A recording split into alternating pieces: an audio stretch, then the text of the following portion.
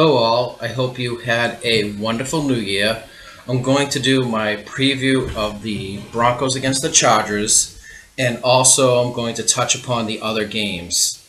Now, the Broncos last year unfortunately lost to the Ravens, and we all know Peyton Manning, even though he did win a Super Bowl, has had some trouble with the one and dones in the playoffs, which I'm sure they're tired of hearing. Now, to me, this is the Broncos theme song this week. Yeah.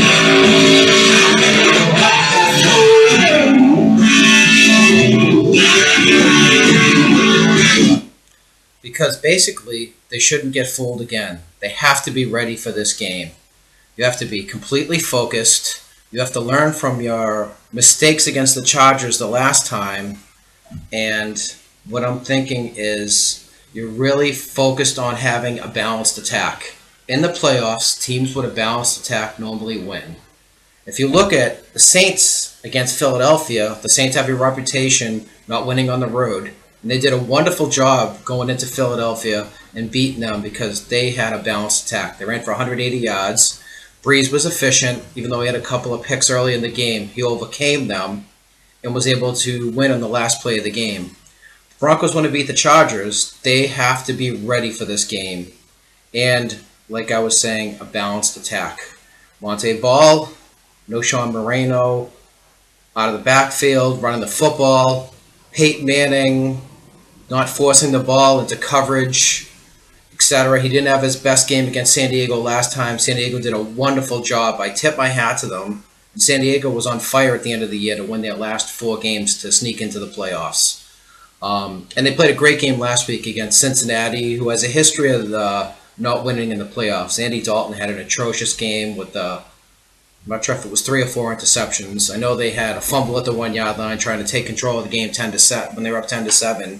They would have went up 17-7, and San Diego would have had to stay out of their ball control, mixing it up with Keenan Allen and Ronnie Brown, who looked like him from his Miami Dolphin days. Okay, on to the Broncos game now. Key number 1, no turnovers. Learn from last year. You had 2 interceptions.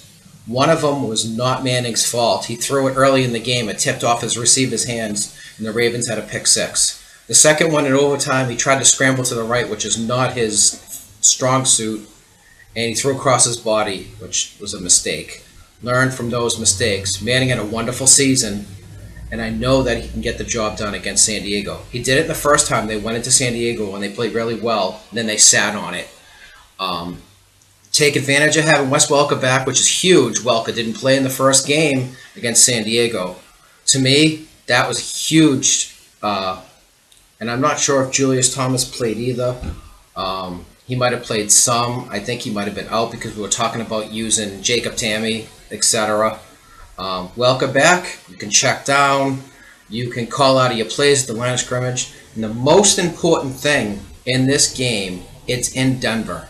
I know they lost to San Diego a few weeks back in Denver, but I like Manning being able to change the plays in Denver, call out the coverages, manipulate the defense like he did most of the season, which I know that he can do. Also, Denver's defense, I know it's much maligned. They did give up under the magic number of 400 points, which I was happy with. Played well the last 2 games. Not great teams, especially the Raiders, who I think quit in the last game of the year. 13 and 14 points given up. That should give them confidence. Champ Bailey, since he's come back, covers the slot receiver, done a wonderful job. They didn't have that most of the season. Bailey only played in 5 games this year. I mean, overcoming the loss of Von Miller is key. Phillip Rivers has been playing wonderful. He had in the high 20s for touchdowns, or maybe even 30, and only 11 interceptions. He had a great season. As much as I joke around and I don't like Phillip Rivers, which I don't, he had a great year, and he's got my respect. He really does. He's an excellent quarterback, very underrated because people don't like him because of his antics. He does a good job. Keenan Allen had a good season. You still have Antonio Gates, which you have to be cognizant of coming out of the backfield. Mix your coverages up.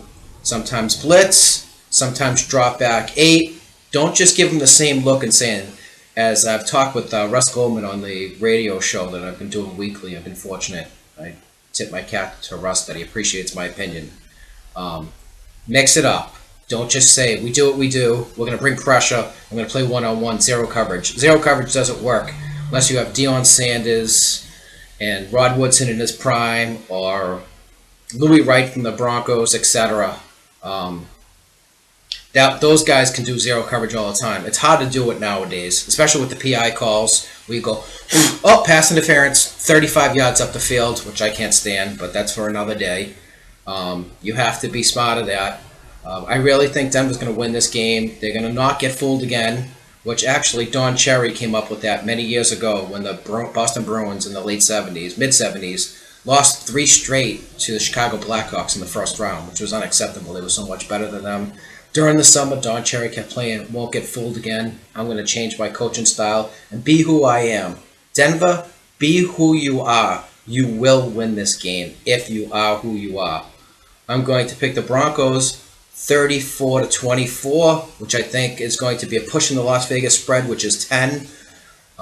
They'll get the job done, and Manning will silence some of the critics for 1 week. Now on to the other games, which I'll touch upon quickly. New England's at home against the Colts. They're favored by 7.5. Indy had a great comeback. I don't know how Kansas City blew a 38-10 lead, which is almost impossible in the playoffs. Supposedly have a good defense. They were really exposed in that game.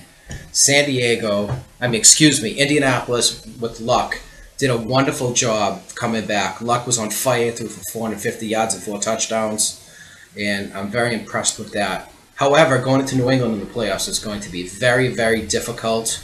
I think the weather's not going to be cold like it is now. It's 7 degrees outside in the Boston area. I feel bad for everybody that has to work outside. It's terrible. But anyways, I think the Patriots will ultimately win 27-23. They're just a better team. Even though they've had their injuries on defense, I don't see New England losing. And I know I joke around about the Patriot fans, and I railed a little bit last week, and I don't need to do that. They're a good team. They've been a great team for 13 years. They got my respect. They're the San Francisco 49ers of the 2000s, basically. They deserve it. They've been consistent. Not many teams have been. The Colts were up until Manning left, but they only won the 1 Super Bowl, and I know people get on that. Okay, on to the NFC games. Carolina's at home against San Francisco. San Francisco's a 1-point favorite. Colin Kaepernick made some wonderful runs last week. He had a 48-yarder, very efficient with the ball. Frank Gore did a good job. Crabtree really stepped it up. You have Vernon Davis.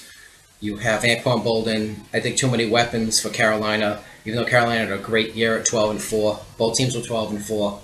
I picked San Francisco to win this game 31-24. I think they'll be able to score their points, etc. They're playing really well. They made it to the Super Bowl last year. You cannot overlook that. The 49ers are a good team, underrated. Everybody's on Seattle. San Francisco is just as good, in my opinion, with that good defense. On to the other NFC game. It's going to be the Seattle Seahawks against the Saints rematch. The Saints got smoked in there last time. I don't expect them to get smoked. They should have their confidence, especially if they ran the ball. Seattle had an excellent season again at going 13-3 to get the number 1 seed.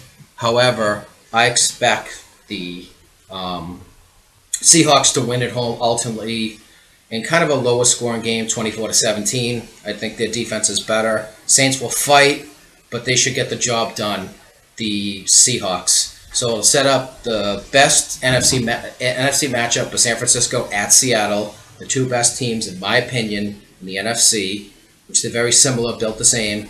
And in the AFC, the game people are looking forward to, Brady versus Manning, 17 or whatever it is. Brady's had the edge over the years, but this game's in Denver. In the playoffs, the only time Brady and the Patriots went into Indy, they lost on the road to Indianapolis in the 2006 AFC Championship game, where they jumped out to a big lead and Indy came back. Most of the times when Manning has struggled against the Patriots was in New England. He had some really good games. The famous 4th-and-2 game, I believe it was 2008, where they won. So it's not impossible. I know it's an even matchup. We'll talk about that next week. San Francisco at Seattle. I really want to see that game. We'll see what happens, etc.